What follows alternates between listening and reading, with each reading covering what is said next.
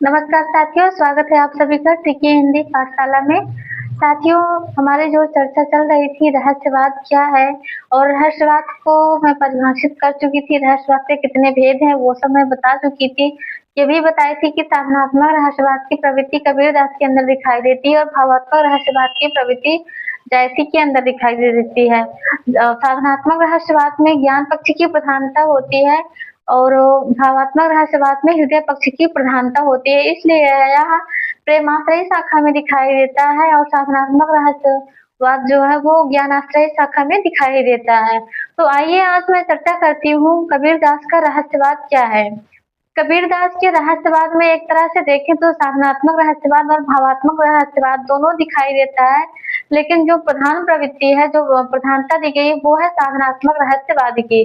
तो कबीरदास अपने साधनात्मक रहस्यवाद के अंतर्गत प्रेम की विरहानुभूति और हठ योग, प्राणायाम इन सबको लिया है और वो उसमें प्रतीकों की भरमार होती है, जैसा कि मैं बताई हूँ।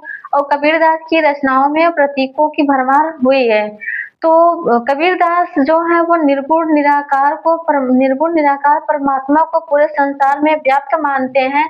जैसा कि वो बोलते हैं कबीरदास कि लाली तेरे लाल की जित देखूं तित लाल, लाली देखन मैं गई, मैं भी हो गई लाल।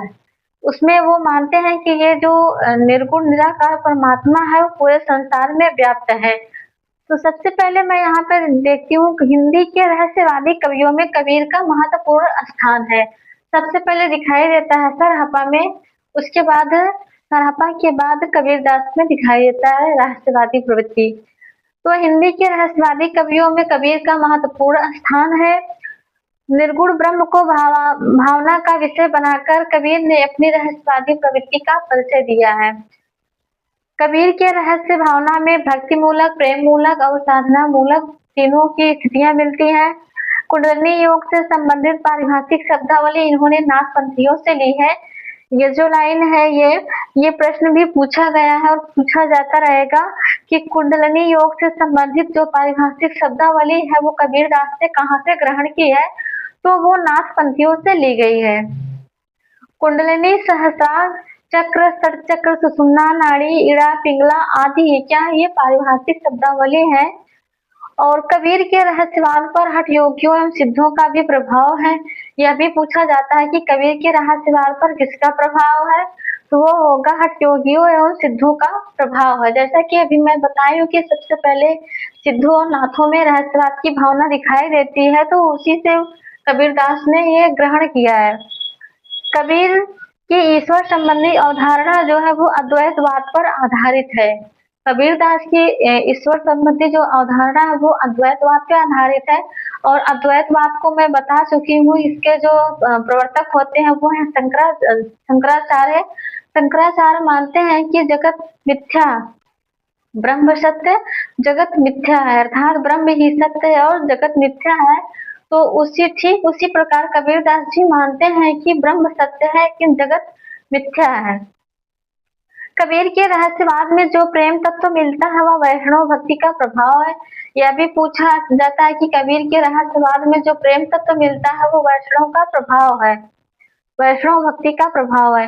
कबीर ने अन्योक्ति परक पदों के माध्यम से रहस्यवादी प्रवृत्ति का परिचय दिया है। अन्योक्ति परक क्या है? काहिर नलनी तू कुम्भलानी, तेरे ही नाल सरोवर पानी, सरोवर पानी, जल में उत्पत्ति जल में वास। काहिरी नलिनी तू कुम्भलानी, तेरे ही नाल सरोवर पानी, जल में उत्पत्ति जल में वास, जल में नलिनी तोर निवास।